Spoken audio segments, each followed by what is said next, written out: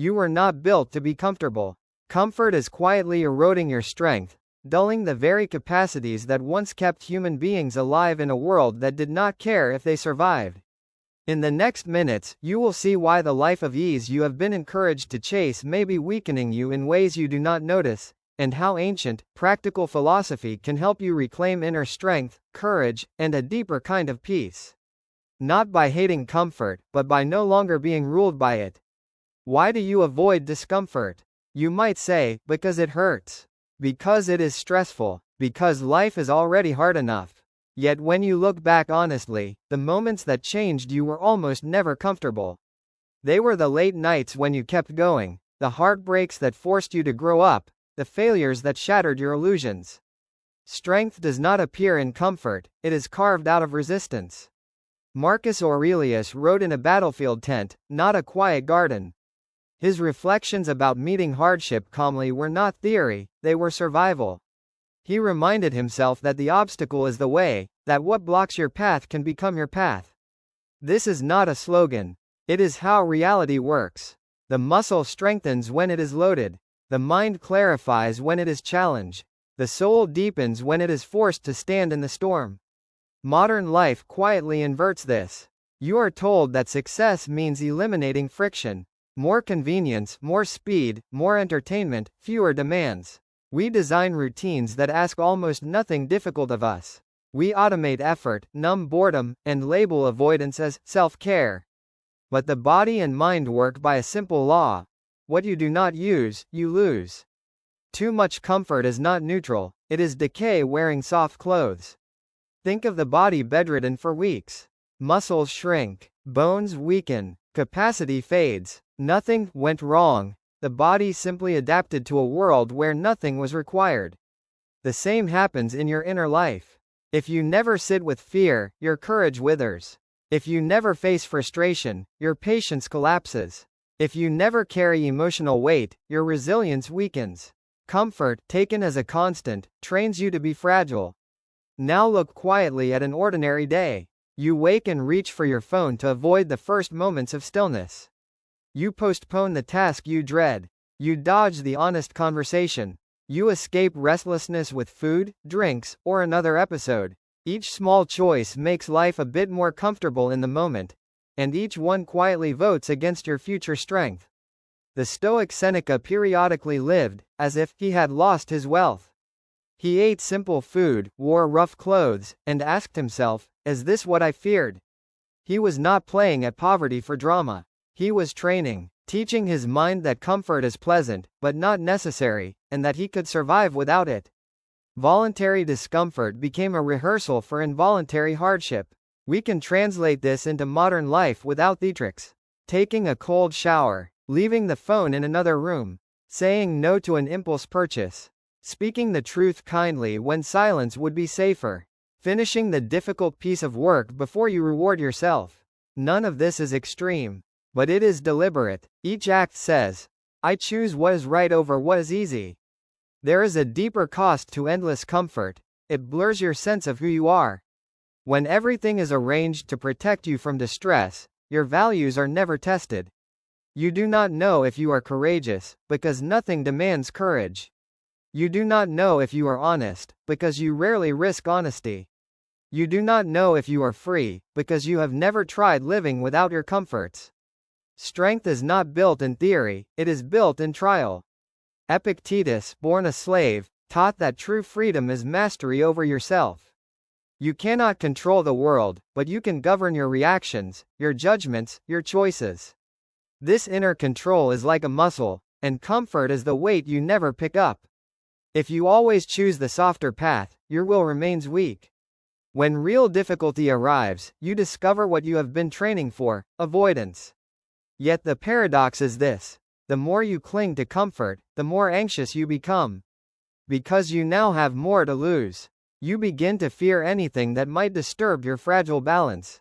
A difficult email, a shifting economy, a comment from a stranger. Comfort promises safety and delivers dependency. If what we are exploring speaks to something in you, I invite you to subscribe to this channel and stay close to these conversations. Philosophy changes us slowly, by returning to it often. And if you wish, leave a comment naming one place where you have been choosing comfort over growth. Naming it quietly, even in public, is often the first real step away from it. Let us now make a shift.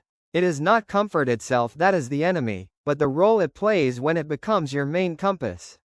When you ask, what will feel easiest, instead of, what will make me stronger, the direction of your life subtly changes. Day by day, decision by decision, you move away from your own potential, and you hardly notice it happening. Part 2. The real enemy is the story that says, once I arrange everything to be comfortable, then I will finally be at peace. This promise is everywhere. When you earn enough, when you find the right partner, when you buy enough security, then you will rest. Yet every time you reach a new level of comfort, your mind simply adjusts its baseline and asks for more. Peace remains somewhere ahead, never here. The Stoics offered another view. You control almost nothing outside yourself. Not other people, not events, not time. You control only your responses. At first, this sounds limiting. Look closer and it becomes liberation.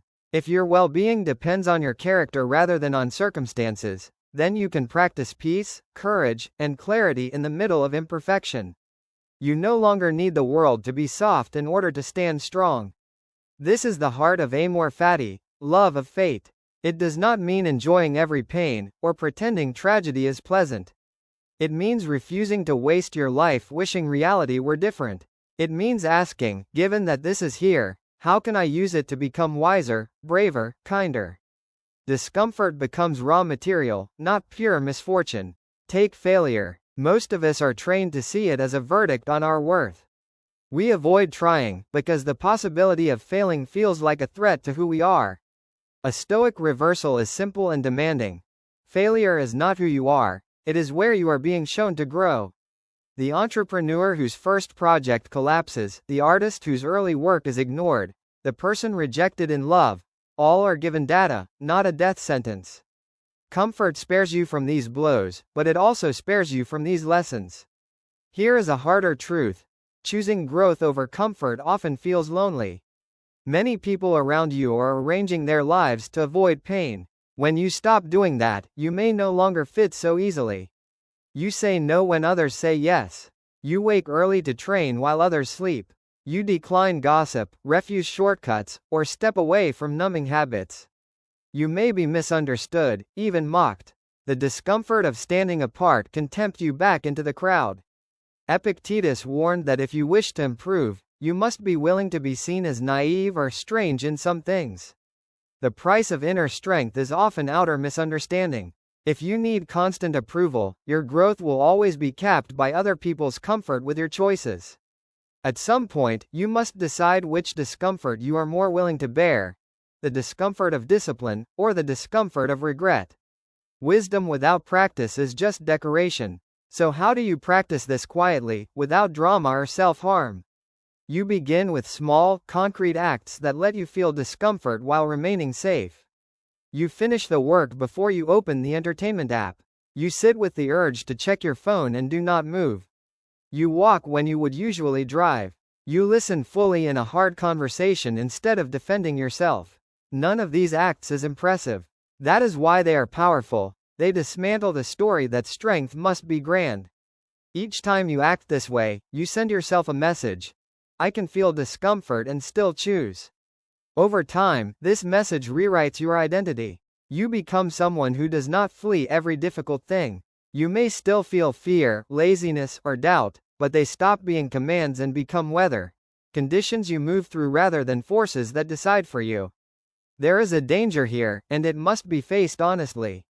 The idea that comfort is the enemy of strength can be twisted into self-cruelty. You might start believing that you are only worthy when you are suffering, that rest is weakness, that gentleness toward yourself is betrayal. This is not Stoicism, it is another trap. The point of training in discomfort is to become more capable of living well, not to live in permanent struggle. The Stoics valued balance. They ate, loved, rested, laughed. They simply refused to become slaves to these things. Keep asking yourself, does this discomfort serve my growth or my ego? Pushing through exhaustion to prove something to others does not build character, it builds resentment. Saying no to every pleasure does not guarantee wisdom, it may only hide fear. Discomfort is a tool, not a god. Likewise, comfort is not the villain. It is a gift that becomes corrosive only when you forget it is optional and temporary. A warm bed, a kind word, a safe home, these are blessings. Let them restore you, but do not let them define you. Rest is part of training. The soldier who never sleeps does not become stronger, he simply breaks. Strength, in the deepest sense, is not about toughness on the surface. It is the ability to remain honest when lying would be easier, kind when bitterness would feel justified, steady when anxiety invites you to run. It is the quiet capacity to stay yourself in the middle of difficulty. This kind of strength does not shout. It does not need to. It simply does not bend where it matters. So the question that remains is simple and demanding. Where, in your life, has comfort been quietly making you smaller? In your body, your work, your relationships, your use of time, where have you been trading strength for ease? No one else can answer this for you. And no one else can do the training. You will not build this strength all at once. It will be shaped in the ordinary mornings when you rise a little earlier than you want, in the small temptations you quietly refuse, in the difficult feelings you allow yourself to feel instead of numbing them away. Comfort will keep inviting you to forget this. It will speak softly. You can do it later. You can think about it tomorrow. You deserve a break from yourself. Discomfort will say nothing. It will simply wait in the cold shower, the honest apology, the unfinished page, the untouched shortcut. It is there that you meet the person you might become. Comfort protects you from many feelings. Only discomfort can protect your future.